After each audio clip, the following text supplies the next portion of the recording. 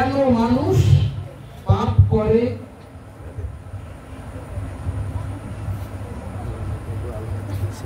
গৌর ভক্তবৃন্দ, শ্রী শ্রী প্রেম ভক্তি চন্দ্রিকায় শ্রী নরোত্তম ঠাকুর দাস মহাশয় তার এই দিব্য অমর গ্রন্থে ভগবানের কাছে অর্জুনের প্রশ্নটা ছিল,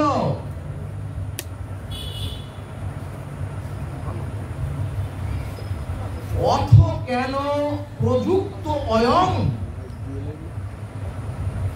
পাপং চরতি পুরুষঃ। অর্থাৎ অর্জুন বললেন, হে জনার্দন, হে অনাদির আদি, হে পরম পুরুষ, হে গোবিন্দ, মানুষ জানে পাপের দ্বারা তার পতন, স্খলন এবং ধ্বংস হয়, তবুও কেন মানুষ পাপ করে? হে প্রভু, তুমি আমার এই প্রশ্নের সদুত্তর দাও। অর্থাৎ শ্রী অর্জুন জিজ্ঞেস করলেন, হে প্রভু, মানুষকে কে পাপ করায়?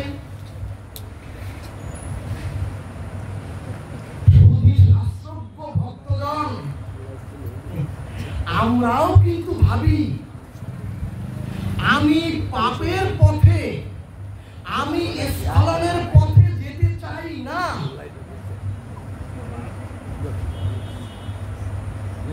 আমরাও কিন্তু ভাবি আমি শান্তির পথে, আমরাও ভাবি আমি প্রগতির পথে, আমরাও ভাবি আমরা কল্যাণের পথে, মুক্তির পথে যেতে চাই। তাহলে কে জোর করে আমার ভিতর থেকে, তাহলে কে জোর করে আমাকে, আমার ভিতর থেকে আমাকে পাপ পথে নিয়োগ করে?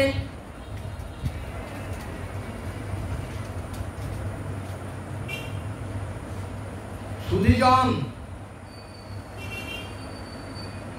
তখন ভগবান শ্রীকৃষ্ণ শ্রীমদ্ ভগবদ গীতা কর্মযোগের 37 নম্বর শ্লোকে বললেন,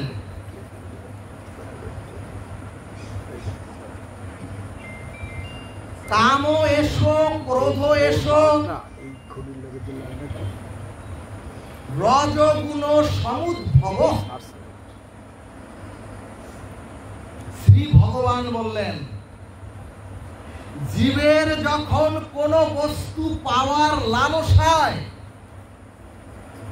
জীব যখন কোন বস্তু পাওয়ার লালসায়, সেই জীবের হৃদয়ে যখন কামনা বাসনা জাগৃত হয়,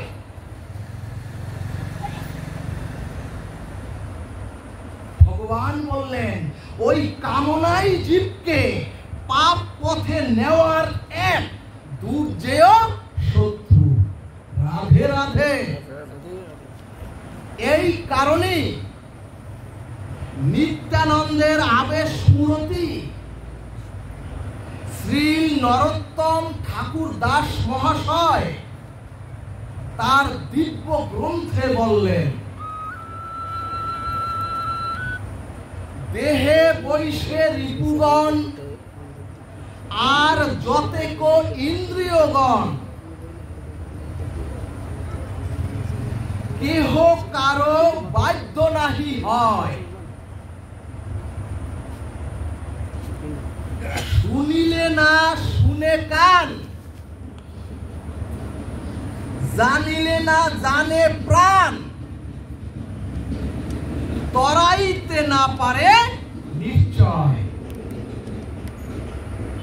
অর্থাৎ আমাদের ইন্দ্রিয় অথবা রিপুগুলি আমাদের ইন্দ্রিয় অথবা রিপুগুলি আমাদের নিয়ন্ত্রণে নাই এবং এরা কেউ কারো কথা শোনে না। অর্থাৎ আমাদের নিয়ন্ত্রণে আমাদের চক্ষু, আমাদের কর্ণ, জিহ্বা, নাসিকা, ত্বক নাই। এমনকি আমাদের মধ্যে যে মন, এই মনও কারো কথা শোনে না। এখন প্রশ্ন, তাহলে জগৎ জীবের উপায় কি? ভক্তগণ, প্রেম ভক্তি চন্দ্রিকায় বলছে, শুনিলে না শুনে কান। অর্থাৎ এত শাস্ত্র উপদেশ, এত সাধু উপদেশ, এত বিধিনিষেধ জানার পরেও কেন কান শোনে না? এত উপদেশ শোনার পরেও কেন প্রাণ বোঝে না? এরপরে বললেন, জানিলেও না জানে প্রাণ। অর্থাৎ যখন সাধু সঙ্গে সাধু মুখে হরি কথা শ্রবণ করি,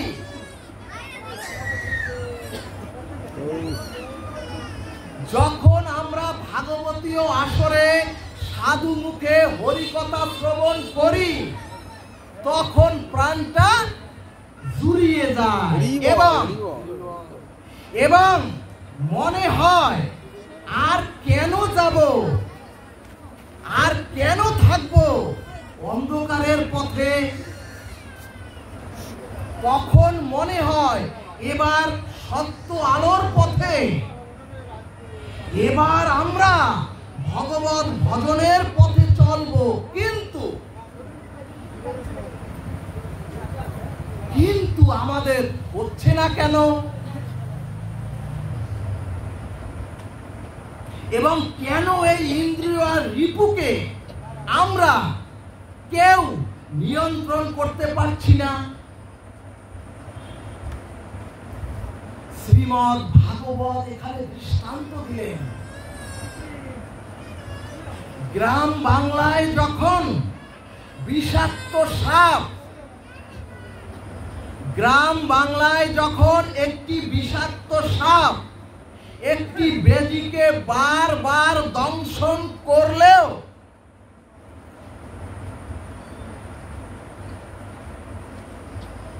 একটি বিষাক্ত সাপ আপনারা দেখবেন বিভিন্ন ভিডিওতে বারবার দংশন করলেও ওই বেজিটা মরে না, বরং ওই বেজিটাই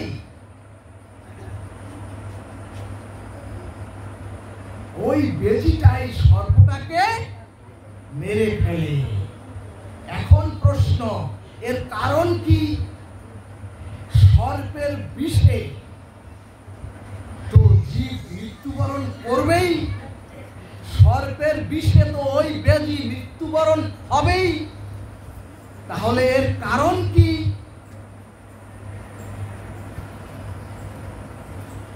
ভক্তগণ, এর কারণ হলো, যখন ওই সর্প দংশন করে বেজিকে, তখন ওই বেজি তার দেহের ওই বিষক্রিয়া নাশ করে ওই সর্পকে ধ্বংস করার প্রত্যয়ে ওই বেজিটি মুহূর্তের মধ্যে দৌড়ে গিয়ে জঙ্গলে গিয়ে ওই বেজির একটি ঔষধি গাছের শিকড় খাওয়ার সাথে সাথে বিষধর সাপের বিষক্রিয়া নষ্ট হয়ে গিয়ে তখন ওই বেজিটাই বিষধর সাপটাকে মেরে ফেলে। ঠিক তদ্রূপ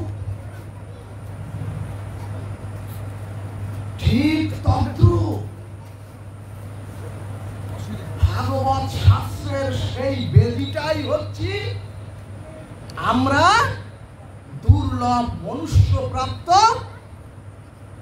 মনুষ্যজীব। আর শাস্ত্রের সর্পটা হলো সেই মনুষ্য জীবের কামনা। সুধীগণ, এবং ওই সর্পরূপ কামনাই তো আমাদেরও নিরন্তর দংশন করছে প্রত্যেককে। এখন প্রশ্ন, সর্পরূপ কামনার বিষক্রিয়া আমরা নাশ করব কি করে?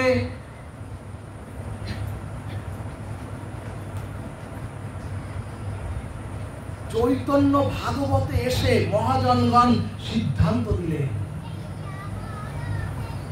জগৎজীবকেই ওই শিকড়ের, জগৎজীবকেও ওই শিকড়ের রস পান করতে হবে। বলো না গো, রাধে রাধে। অর্থাৎ যদি আমরাও ওই শিকড়ের রস জিহ্বায় আস্বাদন করতে পারি, আমরাও যদি ওই শিকড়ের রস জিহ্বায় নিতে পারি, তাহলে ওই কামনারূপ সাপের বিষক্রিয়া না করে আমাদের দেহে ওই কামনারূপ সর্পটাই মরে যাবে। হরিবল হরিবল হরিবল। এখন প্রশ্ন, সেই শিকড় রূপ ঔষধটা কি?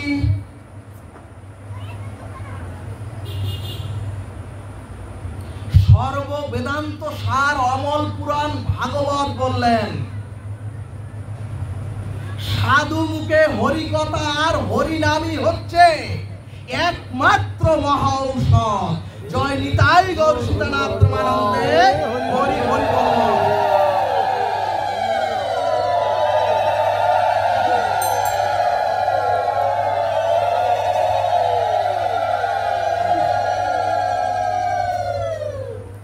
তাহলে ভাগবত বললেন, সাধু মুখে হরিকথা আর হরিনাম আশ্রয়ই হলো কামনারূপ কাল বিষধর সর্পের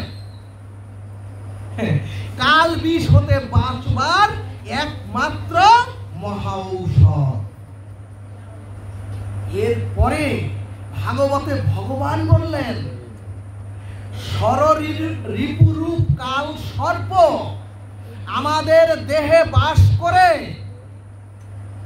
জীবকে বিপদগামী করার নিরন্তর চেষ্টায় ওই সররিপু বলশালী। এজন্যই ভগবান বললেন, ওগো ওগো অর্জুন রূপী জগৎজীব, তোমরা কেউ তোমাদের ইন্দ্রিয়ের সাথে শক্তিতে ক্ষমতায় কেউ পারবে না। কাজেই তোমরা যেখানেই হরি কথা, যেখানেই হরি নাম রূপ মহা ঔষধ থাকবে, সেখানেই গিয়ে সেই ঔষধ গ্রহণ করে তোমরা কাল সর্পকে ধ্বংস করে দাও। রাধে রাধে। এরপরে ভাগবত বললেন, ধর্মের আশ্রয়ে দীক্ষা শিক্ষা নিয়েও সনাতন ধর্মের মহান আশ্রয়ে জগৎজীব দীক্ষা শিক্ষা নিয়েও জীব কল্যাণের পথে আসতে পারছে না, একমাত্র কামনারূপ কপটতার জন্য। এই কারণে ভাগবতের শুরুতেই শ্রী সুখদেব গোস্বামী বললেন,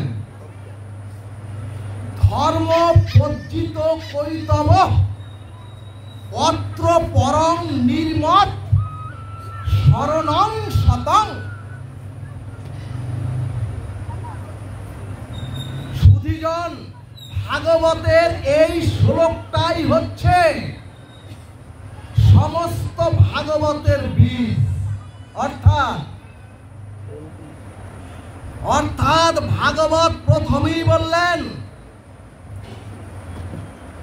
প্রথম স্কন্ধের এই প্রথম শ্লোকেই বললেন, ধর্মের মধ্যে যদি কপটতা থাকে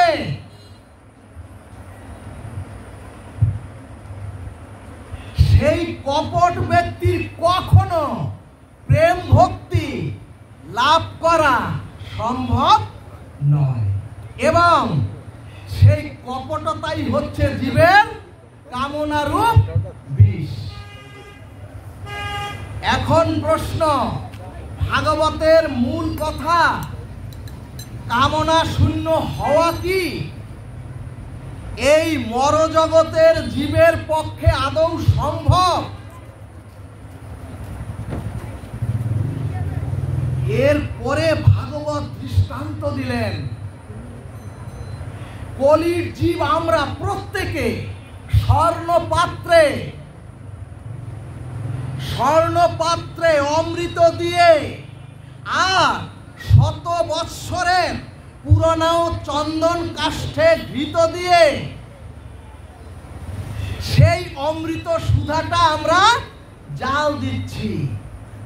ভক্তগণ, একে তো স্বর্ণপাত্র, তার মধ্যে অমৃত দেওয়া,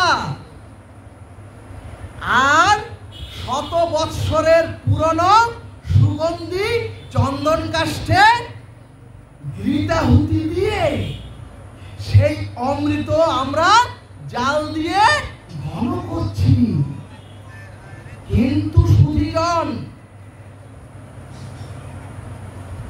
কিন্তু শাস্ত্রজ্ঞ সুধীগণ, পাত্রটা হচ্ছে সোনা, আবার সেই সোনার পাত্রে অমৃত রয়েছে। সেই সোনার পাত্রের অমৃতের সাথে জাল দিচ্ছি চন্দন কাষ্ঠে ঘৃত মিশ্রিত করে। কিন্তু সেই অমৃতের মধ্যে যদি কেউ 1 ফোঁটা বিষ ঢেলে দেয়,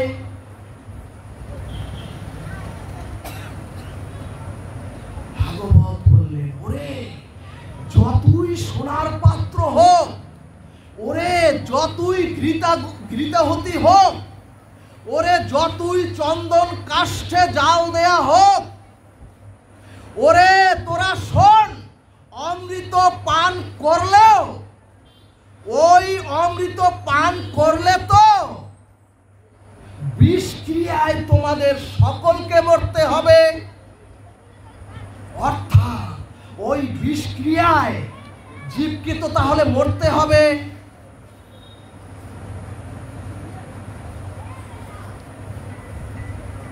ঠিক তদ্রূপ আমরাও মনুষ্য জন্ম পেয়ে, আমরাও দুর্লভ মনুষ্য জন্ম পেয়ে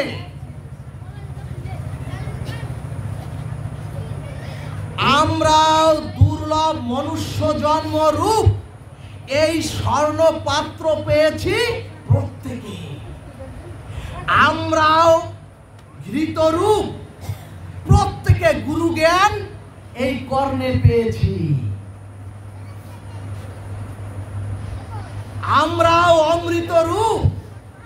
অমৃত রূপ হরিনাম পেয়েছি একেবারে বিনামূল্যে।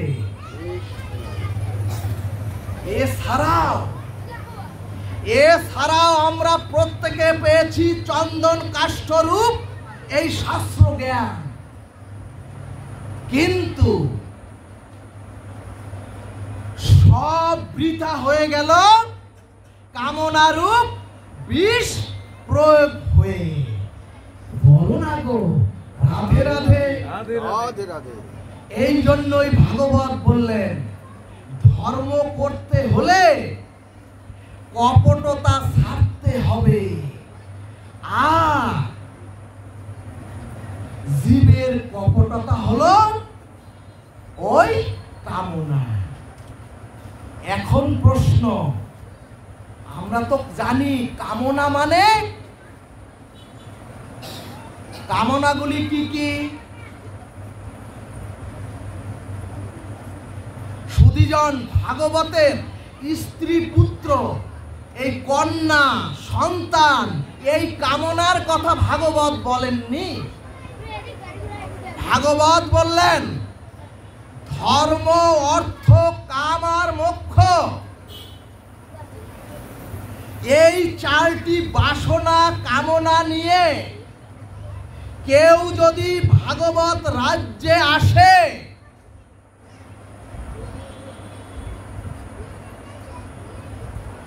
অর্থাৎ ভাগবত বললেন যদি ভাবি একটু শাস্ত্র কথা বলতে পারলেই আমাকে সাধু ভেবে সকলে টাকা ছুঁড়ে দেবে।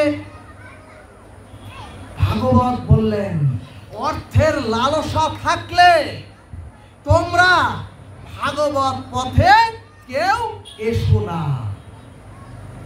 এরপরে বললেন পূজা পার্বণের নাম করে যদি জীবের কামনা বাসনা পূরণ করতে চায়, অর্থাৎ যদি জীব অর্থ চায়, যদি জীব সুন্দর রূপ যৌবন চায়, যদি জীব 100 বৎসর আয়ু চায়, যদি জীব পূজা পার্বণ করি বাড়ি গাড়ি অর্থ আর ভোগবিলাস চায়, ভাগবত বললেন যদি এই কামনা বাসনা নিয়ে ধর্ম করতে আসেন তাহলে আপনিও ধর্মকে ঠকালেন এবং আপনি নিজেকেও ঠকালেন, অর্থাৎ নিজেকেও কলঙ্কিত করলেন। শাস্ত্র স্পষ্ট বলে দিলেন ধর্ম, অর্থ, কাম আর মোক্ষের জন্য ভাগবত ধর্ম নয়, এই হরি কথা নয়, আর তারক ব্রহ্ম হরি নামও নয়।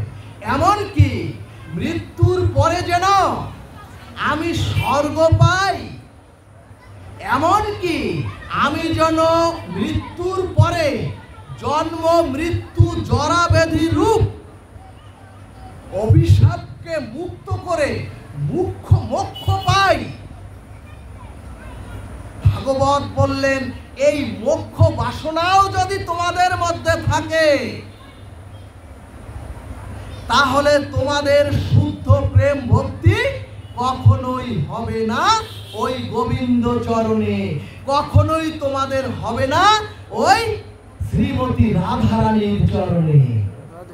ভক্তগণ, ভাগবতের কপটতা মানে মুখে বলছি এক আর মনে হচ্ছে আর এক, অর্থাৎ মুখে বলছি ধন চাই না, মুখে বলছি মান চাই না, মুখে বলছি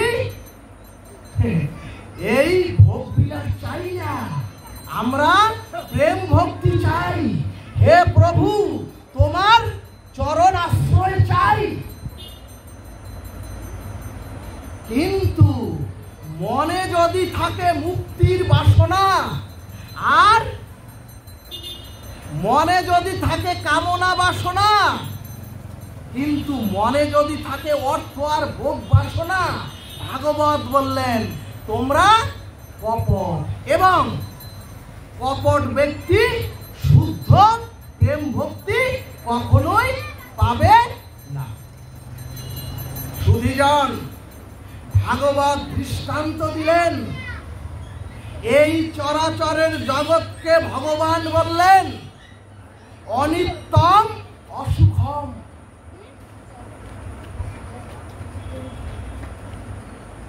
আর গৌর হরি এসেই বললেন ওরে ঝরা ফুলে আর ভ্রমর বসে না, ওরে ওরে তোরা শুনে রাখ, যে জঙ্গলের তৃণ ঘাস দাবাগ্নিতে পুড়ে যায় ওরে সেখানে আর হরিণ বসবাস করে না।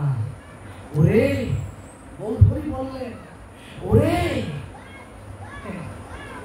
যে বৃক্ষে ফল নাই সেই বৃক্ষে কখনো পাখি বাসা বাঁধে না। এই সংসারে যতদিন মনুষ্য জীবের জীবন যৌবন দিয়ে সকলকে যতক্ষণ সুখ দিতে পারবেন, ততদিন তুমি তার প্রিয় থাকবে, এবং এরপরে আমি ঝরা ফুলে পরিণত হব। এজন্যই ভাগবত বললেন, এই জগতের কোন অনিত্য সম্পর্ক প্রিয় হতেও পারে, এই জগতের সকল সম্পর্ক প্রিয়তর হতে পারে, কিন্তু এ জগতের কোন সম্পর্ক প্রিয়তম হতে পারে না। শাস্ত্র বললেন, যা বিদ্যান প্রিয় হরি, অর্থাৎ যে বিদ্যার দ্বারা শ্রী হরিতে প্রিয়তম অনুরাগ সৃষ্টি হয়, সেটাই হচ্ছে বিদ্যা। ভাগবত বললেন, যিনি অনিত্য সম্পর্ক থেকে, অর্থাৎ এই কাল কবলিত দুঃখময় অনিত্য সম্পর্ক থেকে প্রিয়তাটা শ্রী ভগবানের চরণে প্রিয়তম করে অর্পণ করতে পেরেছেন, তিনি হচ্ছেন একমাত্র এ চরাচরের বিদ্যা। জয় হৃদয় গৌর হরি বল। সুধীজন, এই চরাচর জগৎ ভগবান বললেন শ্রীমদ্ ভগবত গীতায়, এই জগৎই হচ্ছে কর্মপ্রধান, এবং কর্ম ব্যতীত ক্ষণ কাল, অর্থাৎ এক মুহূর্ত এই চরাচরে কোন জীব থাকতে পারে না। এই জন্যই জগতের নাম হচ্ছে কর্মপ্রধান জগৎ। এবং সুধীজন, আমাদের বৈদিক সনাতন বেদাদি শ্রুতি স্মৃতি শাস্ত্র বলছেন,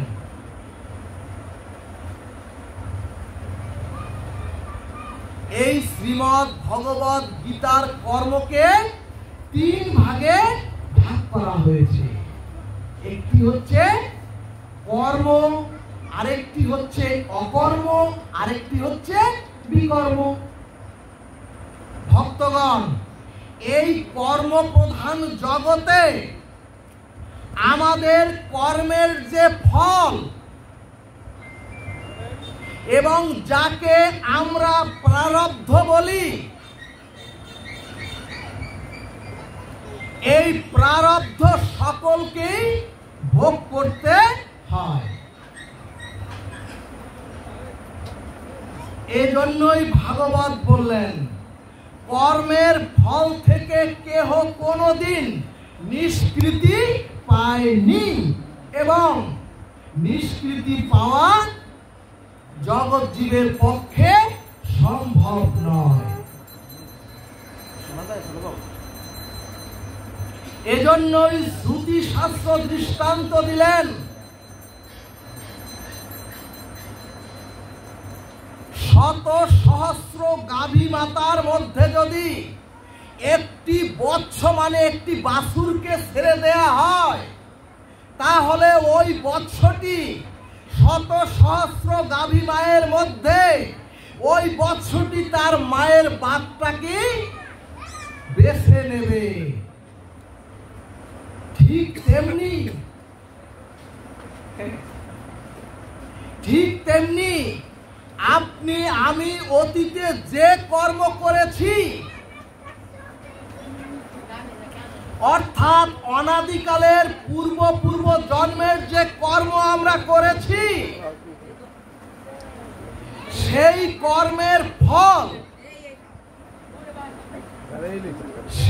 কর্মের ফল আপনাকে আমাকে কোনো না কোনো কালে, কোনো না কোনো সময়ে ওই বাছুরটির মতো খুঁজে নেবেই। শ্রুতি শাস্ত্র বলছে ওই বাছুরটা যেমনি ভুল করে না তার মায়ের স্তনকে চিনতে, অর্থাৎ শত সহস্র গাভীর মধ্যে ওই বাচ্চাটি যেমন তার মাকে খুঁজে নেয়,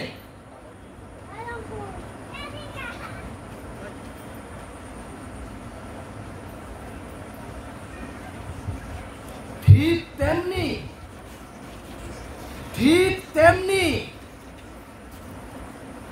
শত জন্মের মধ্যেও শত জন্ম মধ্যের আপনার কর্মের কৃত ফল শত সহস্র জন্মের আপনার আমার সেই কর্মের কৃত ফল আমাকেও খুঁজে নেবেই। বলো না গো রাধে রাধে। কিন্তু সুধীজন, বর্তমানে প্রায়শই শোনা যায় যিনি শাস্ত্র বিরুদ্ধ কর্ম করেন, যিনি অশাস্ত্রীয় কর্ম করেন, যারা চরাচরে লোকহিত কর্ম করেন না, যারা শাস্ত্রের মর্মার্থ বাণীর দ্বারা নিজের জীবন পরিচালনা করেন না, কিন্তু এরাই তো দেখি সুখী আছে, এরাই তো দেখি সমাজে বৈভব প্রতিপত্তি নিয়ে ভালো আছে। এই প্রশ্নগুলো বর্তমানে প্রায়শই আমাদের মধ্যে চলে আসে।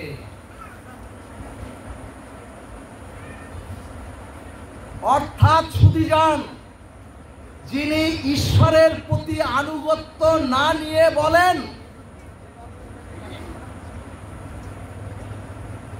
যিনি ঈশ্বরের প্রতি আনুগত্য না নিয়ে বলেন, যিনি শাস্ত্রের আদর্শের ধার ধারেন না, যিনি জগতের যিনি অশাস্ত্রীয় কর্ম করেন, তাকেই তো দেখি সম্মান পেতে, তাকেই তো দেখি সুখ পেতে। তাহলে কর্মফলের পরিণতির ক্রিয়া প্রতিক্রিয়াটা কোথায়?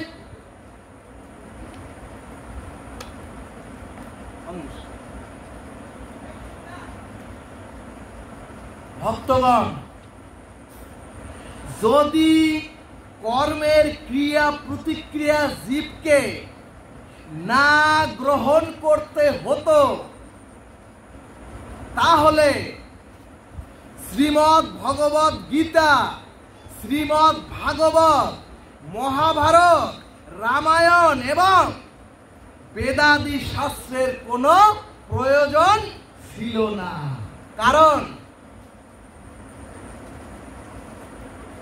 কারণ মহাপবিত্র কোরআন শরীফ বলেন, আর মহাপবিত্র শ্রীমদ্ ভগবদ গীতা বলেন, ভাগবত বলেন, রামায়ণ বলেন, আর বেদাদি শাস্ত্র বলেন, সকলেই ঘোষণা করেছেন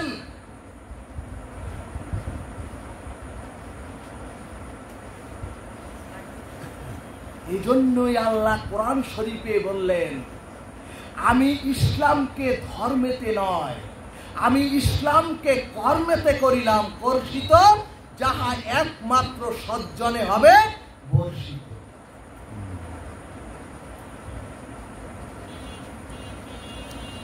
এজন্যই শাস্ত্র ঘোষণা করেছেন, তুমি যেমন কর্ম করবে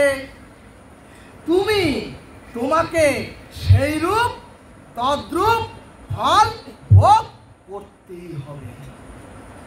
তাহলে যদি অশাস্ত্রীয় কর্ম করে, যদি অন্যায় অভদ্র কর্ম করে, যদি অন্যায় ক্ষমতার দ্বারা আমি সুখী হই, সেখানে যদি বলা হয় কর্মের ফল কোথায়, এরাই তো ভালো আছে, এরা ধর্মকে আদর্শকে না মেনে এরাই তো সুখে আছে, আর যারা ভাগবত ধর্মের পথে আছে, আর যারা কর্মফলের ভয় করে, আর যারা ভীত সন্ত্রস্ত হয়ে ভগবৎ কর্ম করে তারাই তো পরে পরে বঞ্চিত হচ্ছে, তারাই তো পরে পরে লাঞ্ছিত হচ্ছে। কিন্তু ভাগবত বললেন এ কথা জগৎজীবের বলার কথা নয়, কারণ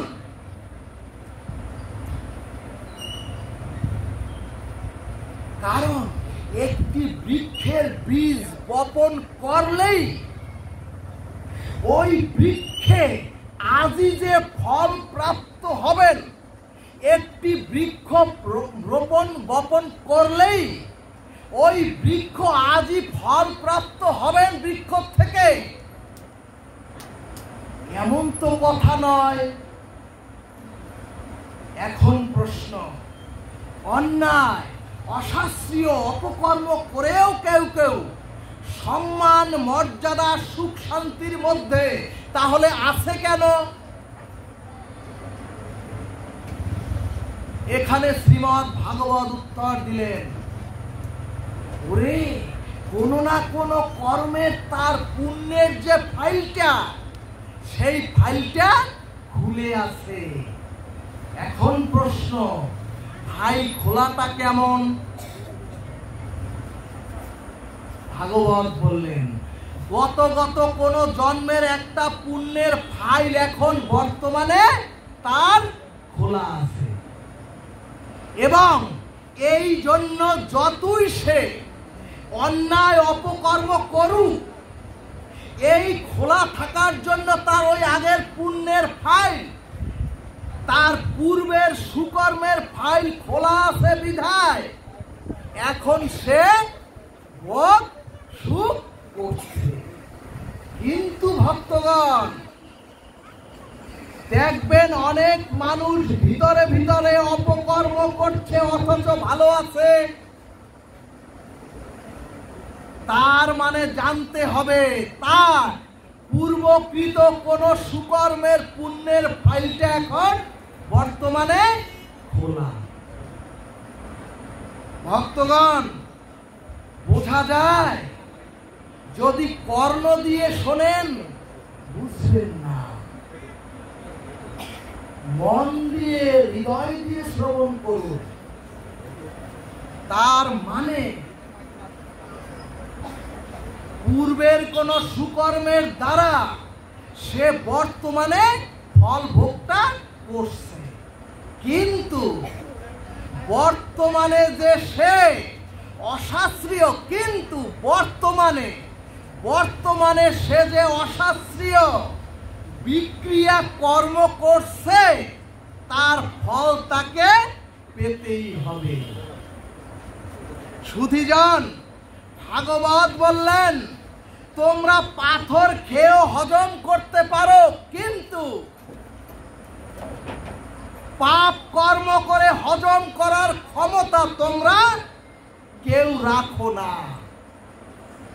এজন্যই শাস্ত্র বললেন গত পুণ্য কর্মের দ্বারা আপাতত তুমি সুখ শান্তি ভোগ করছো, কিন্তু বর্তমান ক্রিয়ার পাপটা তোমার জন্য অপেক্ষা থাকবে।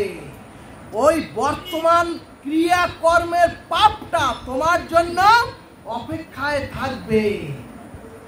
ওই বাছুরটা যেমন তার মাকে খুঁজে নেয় শত সহস্র গাভীর মধ্য থেকে, ঠিক তদ্রূপ তোমার কর্মফল তোমাকে অবশ্যই খুঁজে নেবে। জয় নিতাই গৌর হরিবল।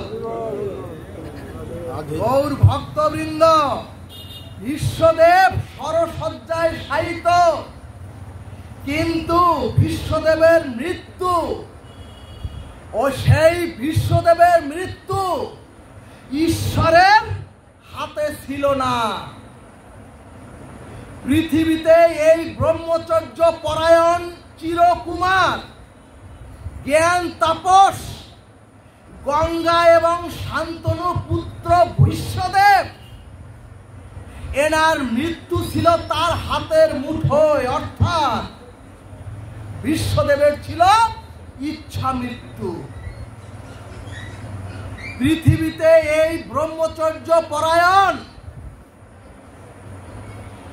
পুরুষের মতো সেই ইচ্ছা মৃত্যু আমার মতো বিধির দ্বারা আমরা কেউ পাবো না। আমাদের সমস্ত সকলের এই চরাচরের মনুষ্য জীবের মৃত্যু হচ্ছে বিধির দ্বারা। বিধির দ্বারা আমাদের মৃত্যু হবে। সেই বিশ্বদেব শ্রী ভগবানকে সরসজ্জায় শুয়ে থেকে প্রশ্ন করছে,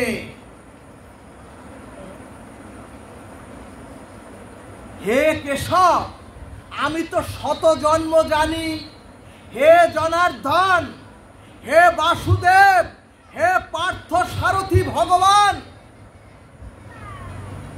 আমি তো শত জন্মে কোনো পাপ করিনি। হে জনার্দন, তাহলে আমাকে কেন মৃত্যুর সময়? তার কারণ যিনি এই চরাচরে ভগবত ভজন করে তার মৃত্যুর সময় সামান্য একটু কষ্ট হওয়ার কথা নয়, তার কোনো কষ্ট হবে না। তাহলে বিশ্বদেব বললেন, আমি ভগবত ভজনে রত ছিলাম সারাটা জীবন, তাহলে আমাকে মৃত্যুর সময় এই সরসজ্জায় তীরের উপরে শুয়ে থাকতে হচ্ছে কেন? তখন গোবিন্দ বললেন, হে ভীষ্ম, তোমার শত জন্ম জানা আছে, কিন্তু শত জন্মের পূর্বের জন্ম আমি ছাড়া, আমি অনাদির আদি পরম পুরুষ পরমেশ্বর ভগবান ছাড়া কেউ তো জানে না।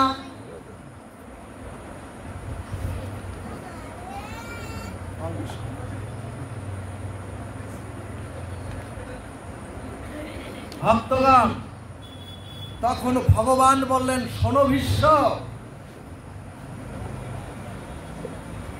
শত জন্ম পূর্বে তুমি পথ চলার সময় তোমার পায়ে একটি সাপ জড়িয়ে যায়, আর তখন তুমি সেই সাপটিকে পদাঘাত করে তুমি দূরে ফেলে দিয়েছিলে, এবং সেই সাপটি একটি খেজুর গাছের কাঁটার মধ্যে বিদ্ধ হয়ে যন্ত্রণায় যন্ত্রণায় সে সাপটি ওখানেই মারা যায়। ওই কাঁটায় বিদ্ধ হয়ে ধুকে ধুকে সাপটি মারা গিয়েছিল। কাজেই শত বৎসর পরেও হে বিশ্ব, তোমাকে সেই পাপের কর্মফল ভোগ করতে হচ্ছে আজ তীরের উপরে শয়ন করে। ভক্তগণ, মজার কথা হলো,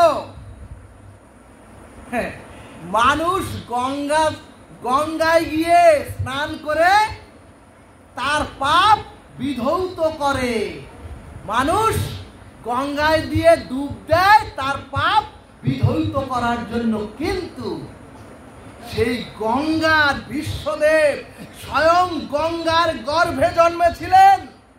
সেই বিশ্বদেব গঙ্গা পুত্র, তবুও ওই সেই মহাবতী বিশ্বদেব কর্মফল ক্ষয় করতে পারেননি।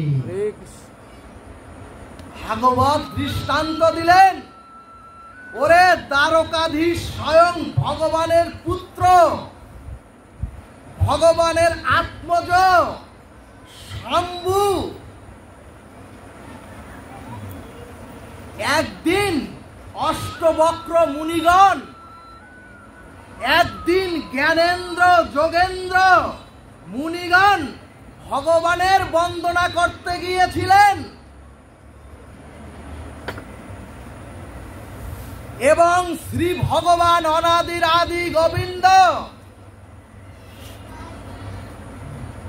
সেই মনীন্দ্র যোগেন্দ্র আর জ্ঞানেন্দ্রদের ভগবান নিজে শ্রীকৃষ্ণ তাদের চরণে প্রণতি করে স্তুতি করতেন। ভগবান অনন্ত কোটি বিশ্ব ব্রহ্মাণ্ডের মালিক, সে সেই জ্ঞানেন্দ্র যোগেন্দ্র মনীন্দ্রদের শ্রীকৃষ্ণ শ্রীকৃষ্ণ নিজে প্রণাম করতেন, অথচ সেই মনীন্দ্র, যোগেন্দ্র, ঋষিগণকে দেখি শ্রীকৃষ্ণের ছেলে শাম্ব যদু বংশের ছেলেদের পেটে কাপড় বেঁধে, রমণী সাজিয়ে শাড়ি পরিয়ে সেই মনীন্দ্র যোগেন্দ্রদের বোকা বানানোর জন্য জিজ্ঞেস করলেন, ও মনীন্দ্র, ও যোগেন্দ্র, তোমরা দেখো তো এই রমণীর পেটে ছেলে না মেয়ে হবে? ভক্তগণ, ত্রিকালদর্শী ঋষিগণ দেখলেন। তখন সেই ত্রিকালদর্শী ঋষিগণ দেখলেন দ্বারকাধীশ ভগবানের উত্তর পুরুষ পুত্রদের যদি এ জাতীয় স্খলন হয়, তাহলে তো এরা পৃথিবীকেই ধ্বংস করে দেবে। এবং এজন্য তখন অষ্টবক্র মুনিগণ সমস্বরে বলে উঠলেন, ওরে যদুকুলি ধ্বংস হবে, ওরে তোরা শোন, ওরে শাম্ব সহ তোরা যদু বংশের সন্তানরা শোন, ওরে যদু বংশই ধ্বংস হবে এই গর্ভ থেকে একটি শূল জন্ম হয়ে। ভক্তগণ, সেই গর্ভের শূল বলরামের আদেশে ঘষে ঘষে নিষ্ক্রিয় করে সেই শূলের কিয়দাংশ সাগরে ফেলে দিল। সেই কিয়দাংশ শূল সাগরে মাছ ভক্ষণ করলো এবং সেই মাছের পেটের শূল ধীবর সেই মাছ ধরে সেই পেট থেকে শূল বের করে সেই শূল ধীবর বাজারে বিক্রি করে দিল। আর ব্যাগ সেই শূল দিয়ে, ওই শূল বাজার থেকে ব্যাগ কিনে ক্রয় করে, সেই শূল দিয়ে ওই ব্যাগ তীর তৈরি করলো। সেই তীরের আঘাতে, সেই শূলের তীরের আঘাতে নিজেদের মধ্যে বিবাদে যদু বংশ ধ্বংসের অন্তে ভগবান শ্রীকৃষ্ণ যখন অপ্রকট হবেন, তখন ওই ব্যাধি ভগবানের চরণ কমলে ওই সূক্ষ্ম তীর বিদ্ধ করল।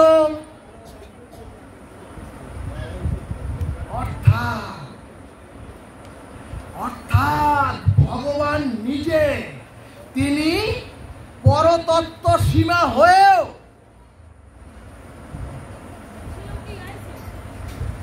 এমনকি অনাদির আদি সমস্ত কর্মফলের ঊর্ধ্বে থেকেও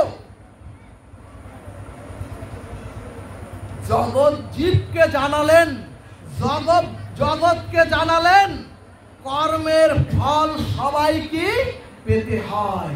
সেটা আমার সন্তান, ভগবান বললেন আমার সন্তান অথবা যদু বংশের কেউ হলেও তার ক্ষমা নাই। এজন্যই ভাগবত বলে দিলেন, এই পৃথিবীতে প্রত্যেকটি প্রাণী তার পূর্ব জন্মের পূর্বজাত কর্মফল ভোগ করবার জন্যই মনুষ্য দেহ প্রাপ্ত হয়ে এই চরাচরে এসেছেন।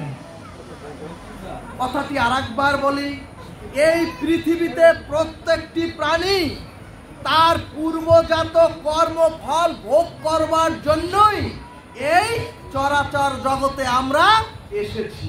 এবং আমাদের জানতে হবে, কর্ম যদি আপনার বিরূপ হয়, তাহলে আপনি যতই শক্তিশালী হন, কিন্তু যদি কর্ম আপনার বিরূপ হয়, কর্মের কাছে জীবকে হাঁটতেই হবে। এজন্যই ভগবান বললেন, স্বয়ং ভগবান যখন এই চরাচরে লীলা করতে আসেন, সেই ভগবান, তাতে রামচন্দ্র হোক আর ভগবান শ্রীকৃষ্ণ হোক, তাহলে শুনুন, সেই ভগবান রামচন্দ্রকেও তার রাজ্য অভিষেকের দিন অর্থাৎ ভগবান রামচন্দ্র যেদিন রাজমুকুট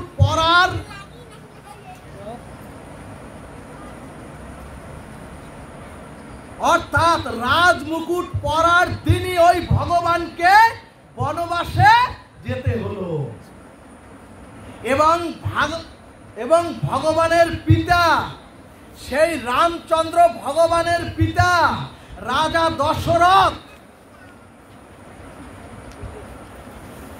দশরথের ত্রিকালজ্ঞ গুরু বৈশিষ্ট্য দেবের কাছ থেকে শুভ দিন চেয়ে নিয়ে এসেছিলেন সেই দশরথ রাজা রামকে অভিষেক করানোর জন্য। কিন্তু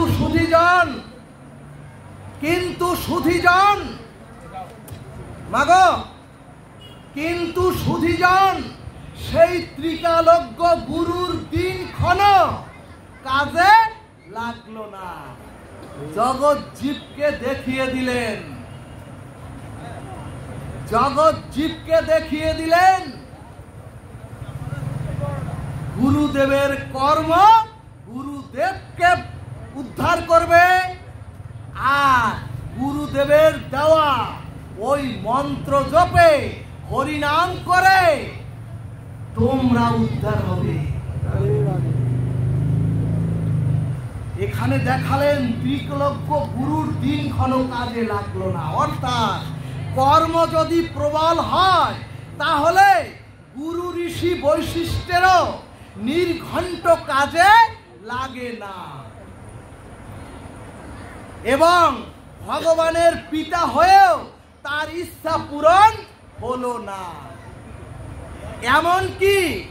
এমনকি সুধীজন রঘুপতি রামচন্দ্র মা জানকীকে হারিয়ে, পথে পথে স্ত্রীকে হারিয়ে, পথে পথে বনে বনে কেঁদে কেঁদে বেরিয়েছেন। এখানে ভগবানের কর্মফল নাই। সকল শাস্ত্র বলছে ভগবানের কর্মফল নাই, কিন্তু সূর্য কখনো, ঠিক তেমনি সূর্যে কখনো অন্ধকার নামে না। অর্থাৎ সূর্য গ্রহণ হতে পারে, তাই বলে সূর্যের তেজরশ্মি মহাপ্রলয় ছাড়া স্তিমিত হবে না। ঠিক তেমনি কর্মফলের হাত থেকে আমাদের কারো রেহাই নাই। এরপরে ভাগবত বললেন, ভক্তি বর্জিত কর্ম জীবের পতনের কারণ। ভক্তি বর্জিত কর্ম জীবের পতিতের কারণ, পতনের কারণ। এখন প্রশ্ন, আমরা এত সাধু সঙ্গ করি, এত হরিকথা শ্রবণ করি, আমরা কি জানি ভক্তি বর্জিত কর্ম কেমন? ভাগবত শাস্ত্র বললেন, এই চরাচরে যে কর্মের, এই চরাচরে আপনারা যত বড় কর্মের অনুষ্ঠান করেন, সেই কর্ম যদি হরি কথা বর্জিত হয়, অর্থাৎ সেই কর্ম যদি, সেই অনুষ্ঠান যদি ভগবানের নাম রূপ লীলা কথা বর্জিত হয়, এক কথায় যেখানে কোনো ভগবানের গুণ মহিমা কীর্তন হবে না, যে অনুষ্ঠানে ভগবানের গুণমহিমা কীর্তন হলো না, অথচ ওই অনুষ্ঠানে বহু মন্ত্র তন্ত্র জপ হলো, ওই অনুষ্ঠানে বহু দান ধ্যান যজ্ঞ হলো আগুন জ্বালিয়ে, ওই ধর্মীয় অনুষ্ঠানে যত বড় যজ্ঞ তপস্যা হলো, কিন্তু হরি কথা যদি সেখানে না হয়, ভাগবত বললেন ওই সকল কর্মই হচ্ছে ভক্তি বর্জিত কর্ম। ভক্তগণ, দান ধ্যান পূজা অর্চনা যাগ যজ্ঞের ফল হচ্ছে আপনাকে আপনাকে হরি কথাতে রুচি আসা। সমস্ত যাগযজ্ঞ, সমস্ত অনুষ্ঠান, সমস্ত পূজাদি কর্মাদি ধ্যানাদি যজ্ঞাদি, এগুলির মূল কথা হলো আপনার আমার এই হরি কথাতে রুচি আসা। আর যদি এত কিছু করার পরেও হরি কথাতে রুচি না আসে,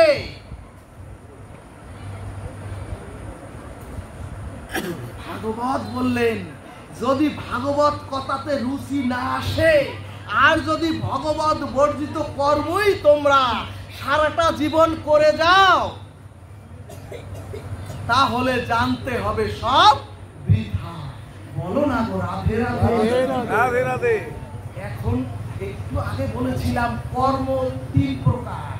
কর্ম কয় প্রকার? ভাগবত বললেন 3 প্রকার।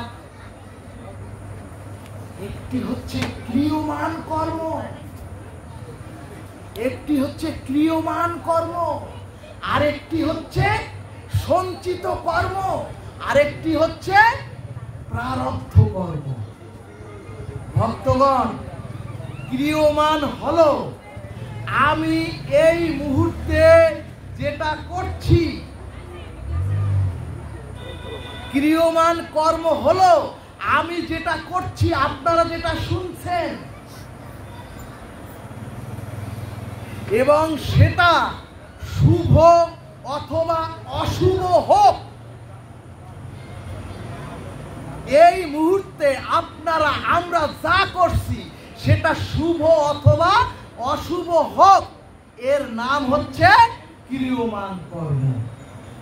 এবং এই ক্রিয়মান কর্ম সেটা শুভ হোক অথবা অশুভ হোক, সেটা মঙ্গল অথবা অমঙ্গল হোক, অথবা সেটা জীবের অনুকূল অথবা প্রতিকূল হোক, এটা যখন সঞ্চয় হয়ে থাকে,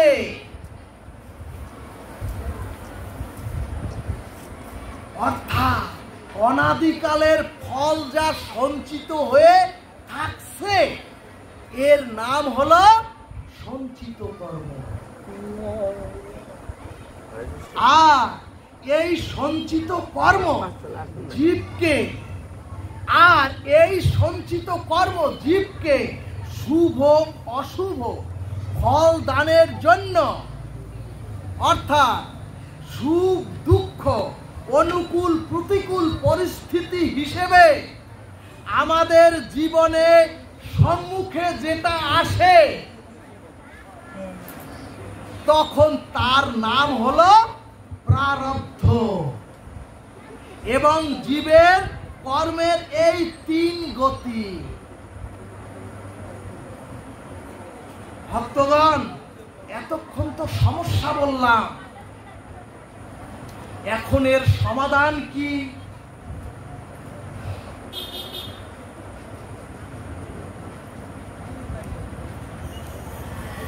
ভক্তগণ, এতক্ষণ তো সমস্যা বললাম, এখন এর সমাধান কি?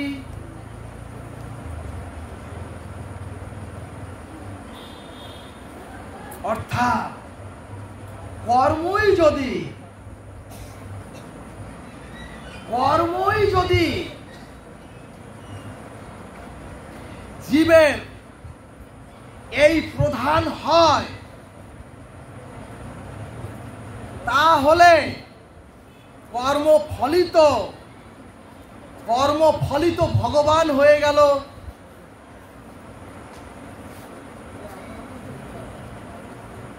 তখন ভাগবত শাস্ত্র তখন সিদ্ধান্ত দিলেন,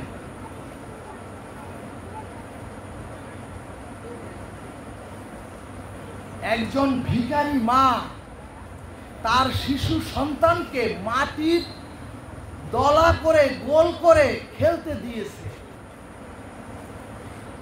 কিন্তু ওই ছোট শিশু খাবার মনে করে ওই মাটির দলা খেতে শুরু করেছে।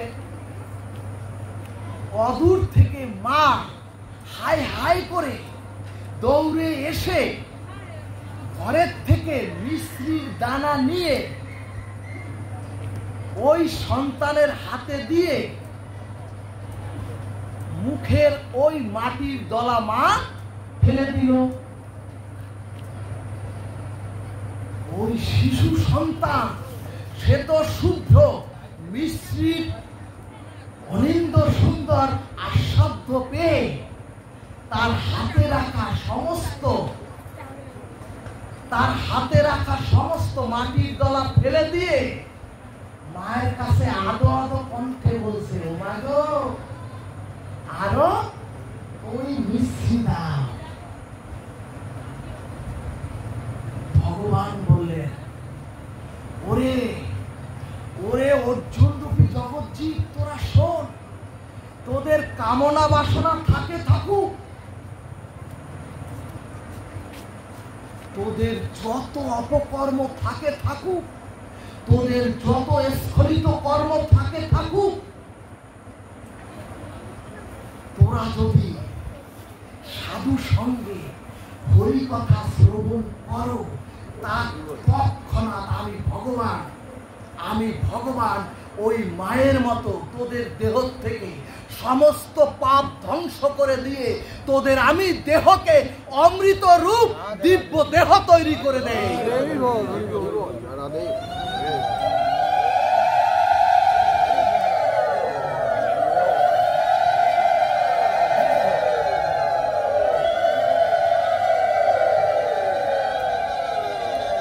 এরপরে তুলসী মহারাজজি বলছেন ভাগবতের টিকায়,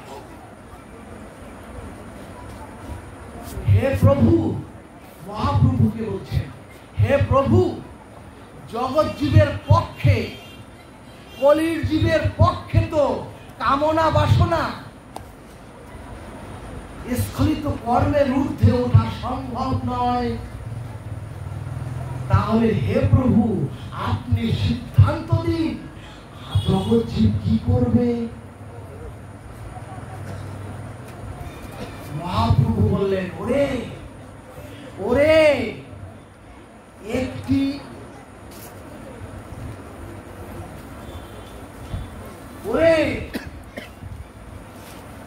মহাপ্রভু বললেন, ওরে তোরা দেখ তোদের কামনা বাসনা রূপ, প্রতিটি ছেলের দেখবেন কামনা বাসনা রূপ এই দাড়ি মোছ গজায়। মহাপ্রভু বললেন, ওরে তোরা এই দাড়ি মোছ গজানো কেউ রোধ করতে পারবি না। তখন মহাজনগণ জিজ্ঞেস করলেন, প্রভু তাহলে কি করব? তোরা তো জানো তোরা বারবার ওই তোদের দাড়ি মোছ সেটে দিবি, তোরা বারবার সেটে দিবি।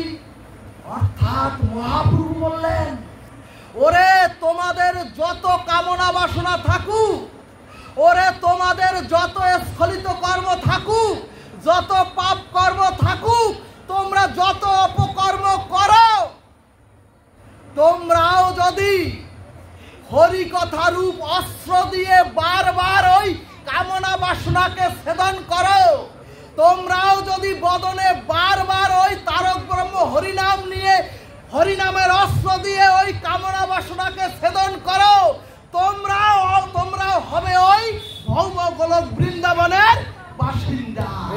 জয় নিতাই।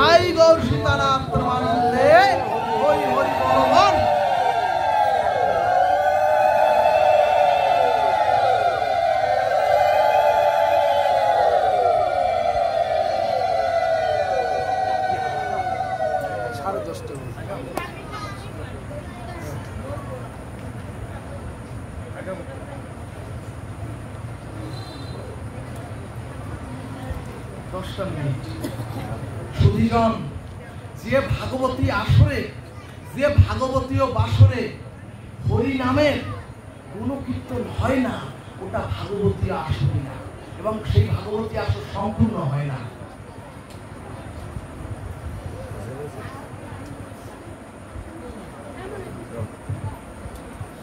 সুধীজন, মহাপ্রভু শুধু হরিনাম দিতে আসেননি।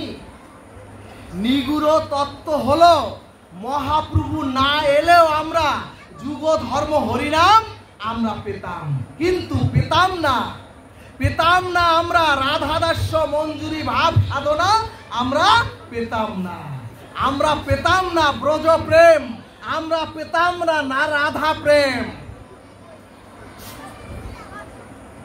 সুধীজন, যত অবতার এই চরাচরে থাকুক, যত ভগবান থাকুক, সবাই বরণীয়, স্মরণীয়, পূজনীয়, কিন্তু মহাপ্রভু আঙ্গুল তুলে বললেন, আমা বিনা অন্য নারে ব্রজপ্রেম দিতে, অর্থাৎ আমি ছাড়া রাধাদাস্য ব্রজপ্রেম জগতে দেওয়ার আর কারো ক্ষমতাই নাই। কৃষ্ণ ভগবান ওই ব্রজের বাইরে রাগানুগা ভক্তি দিতে পারেননি, কিন্তু স্বয়ং ব্রজেন্দ্র নন্দন অখণ্ড পরতত্ত্ব কৃষ্ণ ব্রজের গোপিকাদের বাইরে এই প্রেম দিতে পারেননি। আরো শুনলে আশ্চর্যান্বিত হবেন, ব্রহ্মা শিবাদি পর্যন্ত এই রাধা প্রেম, এই রাধাদাস্য ব্রজ প্রেম পাওয়ার অধিকারও তারা পায়নি। দুর্লভ রাধাচরণের একটু কণা মাত্র পাওয়ার প্রত্যাশায় উদ্ভবের মতো ভক্ত শ্রেষ্ঠ ব্রজের একটু ধুলি হওয়ার প্রত্যাশায় বারবার বলেছেন, হে রাধে, হে রাধিকা, তোমার একটু চরণ ধুলি পাওয়ার জন্য যেন ব্রজের ধুলি হতে পারি। ভক্তগণ, আমরা তুলসী বন্দনায় গাই, এই মনের অভিলাষ বিলাস কুঞ্জে দিও বাস। এখন প্রশ্ন, যারা তুলসী মন্ত্র গাই, যারা তুলসী মন্ত্র শ্রবণ করি, সারাটা জীবন শুনে এসেছি, সেই বিলাসপুঞ্জ কোথায় জেনেছি? এই বিলাসকুঞ্জ হচ্ছে ভৌম বৃন্দাবনে রাধা মাধবের অপ্রাকৃত প্রেম নিকুঞ্জ মন্দিরে অষ্ট সখী পরিবেষ্টিত মঞ্জুরি ভাব অভিমানের যুগল ভজনের স্থানে যেতে গেলে যেতে হবে জগৎজীবকে রাগানুরাগা মার্গে। ওই মাকে একটু জাগিয়ে দিন, ঘুম তো সামনে আসছে, অনন্ত ঘুম। জগৎজীবকে যুগল ভজনের স্থানে নিতেই, জগৎজীবকে এই যুগল ভজনের স্থানে নিতেই এসেছিলেন মহাপ্রভু এই ধরায়। ভক্তগণ, সত্য ত্রেতা দাপরের অন্য কোন অবতারে এই রাধাদাস্য মঞ্জুরি যুগলের ভজন প্রেম কেউ দিতে পারেননি, কারণ গৌর হরি বিনে আর কেউ এই প্রেম ব্রজ প্রেম দেওয়ার ক্ষমতাই রাখেন না। এখন প্রশ্ন, রাগানুরাগা ভক্তিটা কেমন এবং রাগানুরাগা ভক্তিতে কি হয়? রাধা কৃষ্ণ মিলিত তনু ভগবান গৌর হরি বললেন, আমি স্বয়ং ভগবান রাধা ভাব নিয়ে যখন চরাচরে যাব, তখন আমি সেই মহা ঔষধি জগৎ জীবকে দেব, যাতে জীবের ভবরোগ একেবারে দূর হয়ে সমস্ত জগৎ জীব যাতে নিকুঞ্জ মন্দিরে যুগল ভজনের যোগ্য হয়। বলবন রাধা কৃষ্ণ প্রীতি প্রেমানন্দে।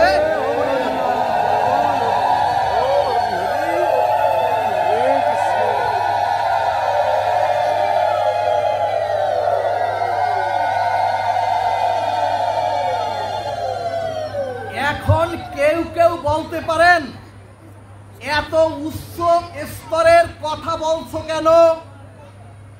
আমরা এর অধিকারী না।